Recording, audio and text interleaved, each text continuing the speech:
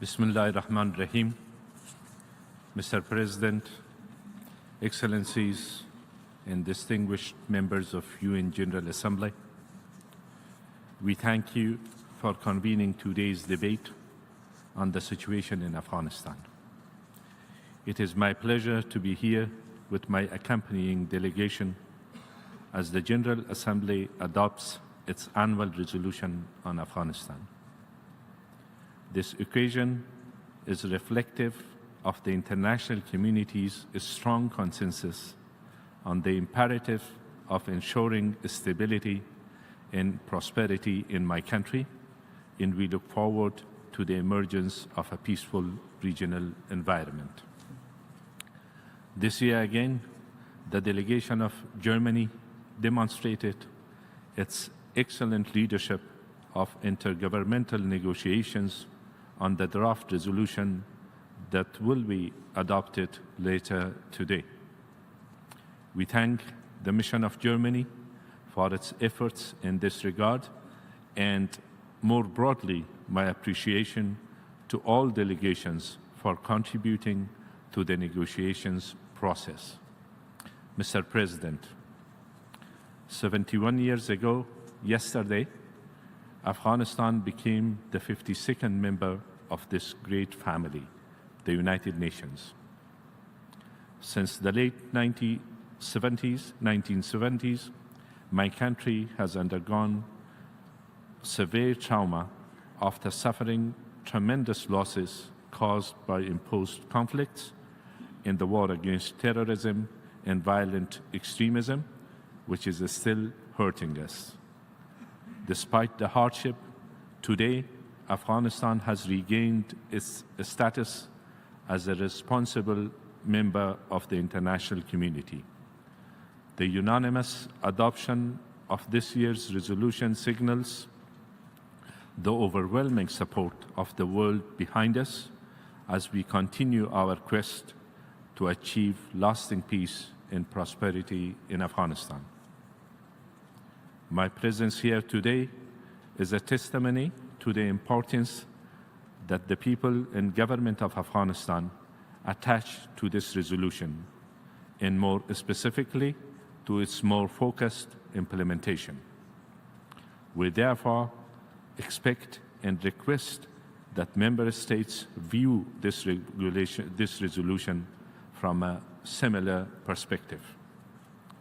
In spite of the challenges that confront us, Afghanistan stands resilient and confident of our stand at home and abroad.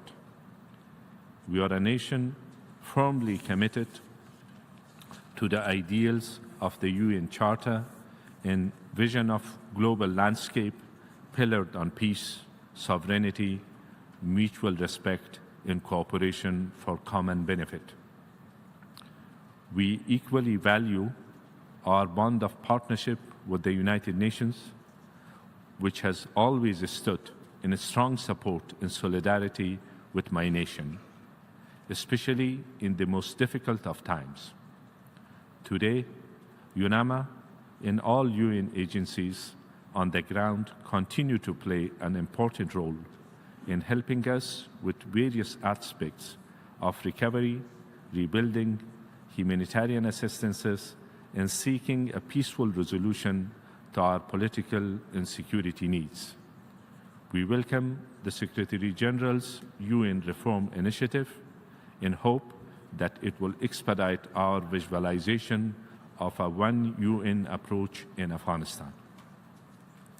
Today, we are reciprocating the international community's generosity by our active engagement and positive contributions.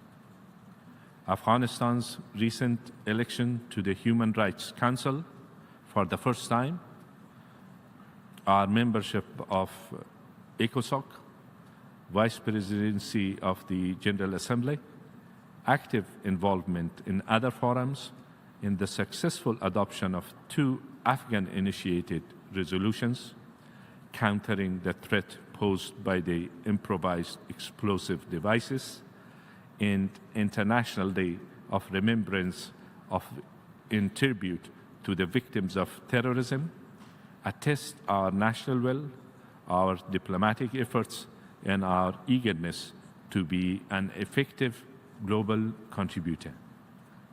Mr. President, let me now provide an update on the situation in Afghanistan and security.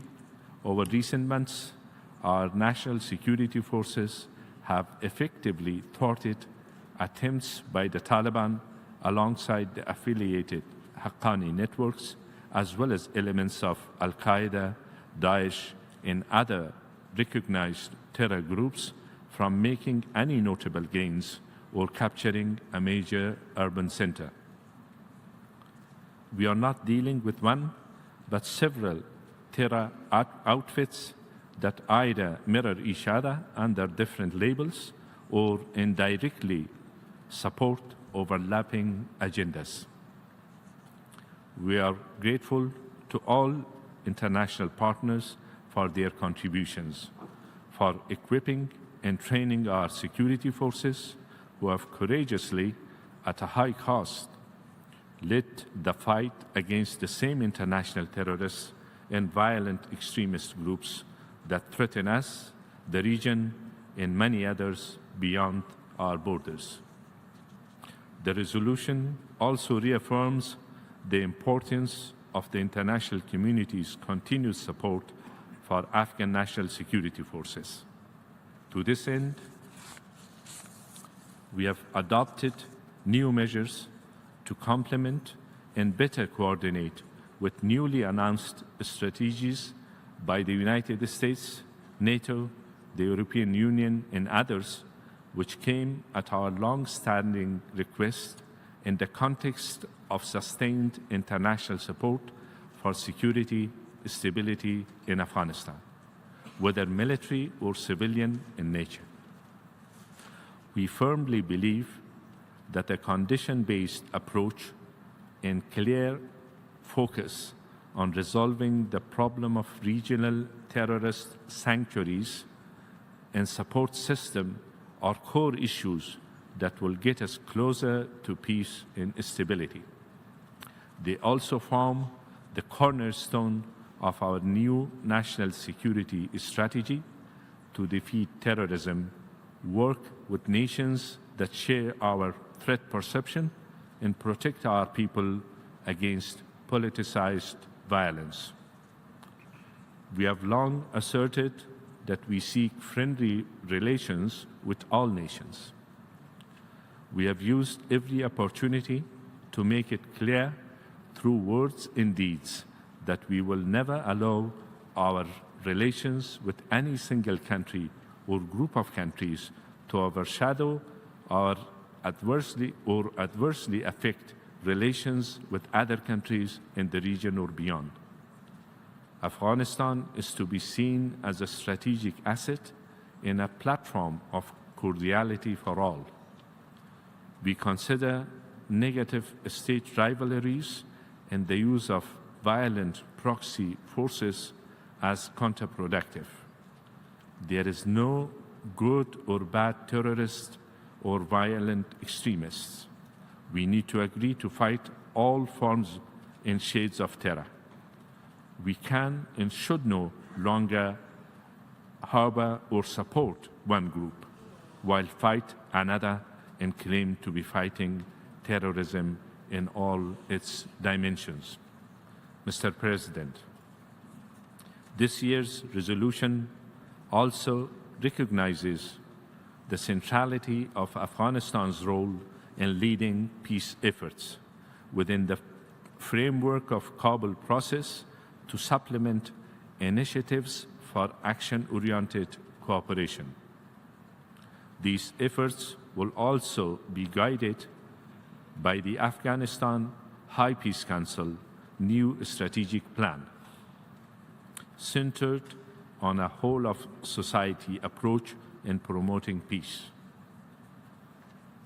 At the regional level, fostering stable and constructive relations with all our neighbors, especially Pakistan, remains a key component of our peace strategy. President Ashraf Ghani and I hope that this time around, action against all forms of terrorism will speak louder than words.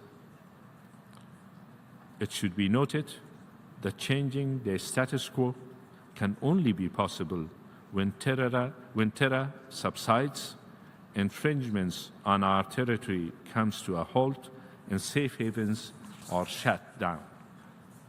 Failure to do so will have negative consequences and result in further tensions or worse. Mr. President, through the Afghan National Peace and Development Framework, we have taken concrete and systemic measures to implement a reform agenda, offer better governance, and aim for more self-reliance.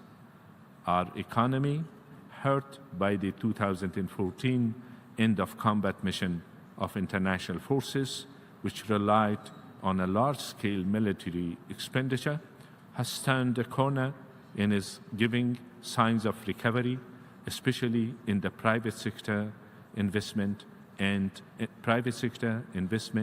development.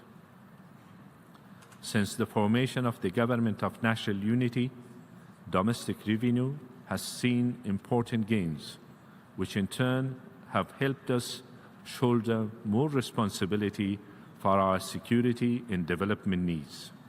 Moreover, we are making steady progress in the development of our national infrastructure, including roads, industry, energy, telecommunication, and transport networks. Once completed, these projects will improve connectivity, generate economic growth in Afghanistan and our region. Mr. President, once an ambitious vision, the regional economic cooperation agenda is transforming into reality. Afghanistan is becoming a hub for regional and international trade, transit, and transport. Energy transfer is a major component now and into the future.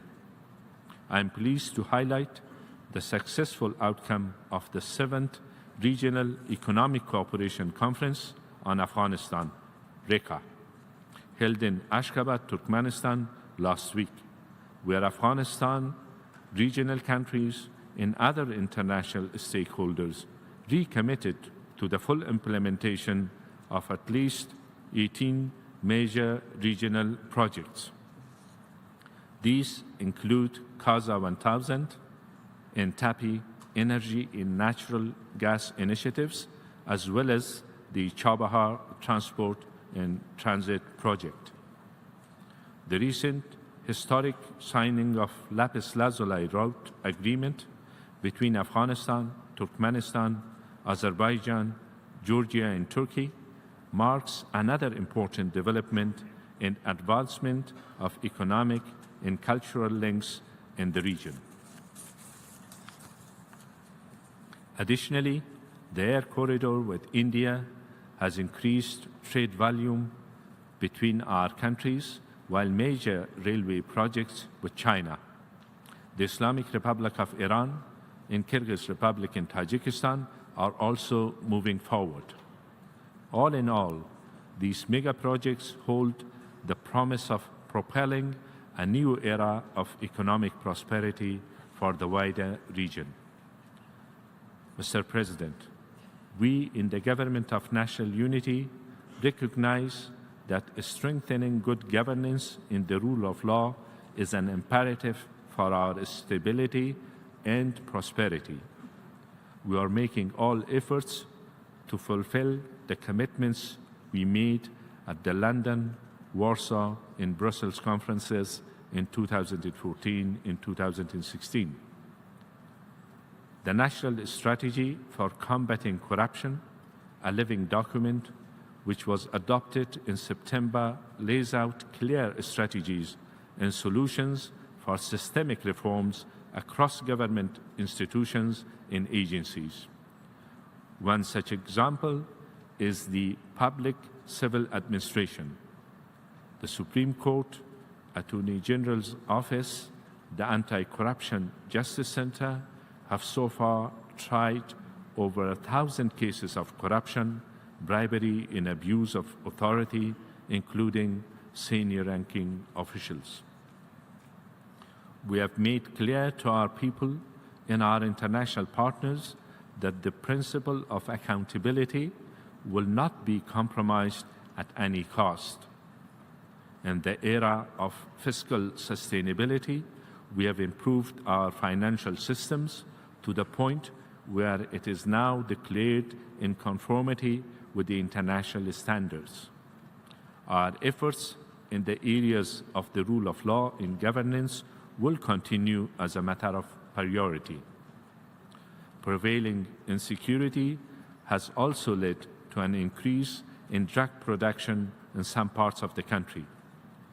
The dangerous nexus between terrorism and narcotic drugs therefore demands a more focused and collective effort from within the region and beyond.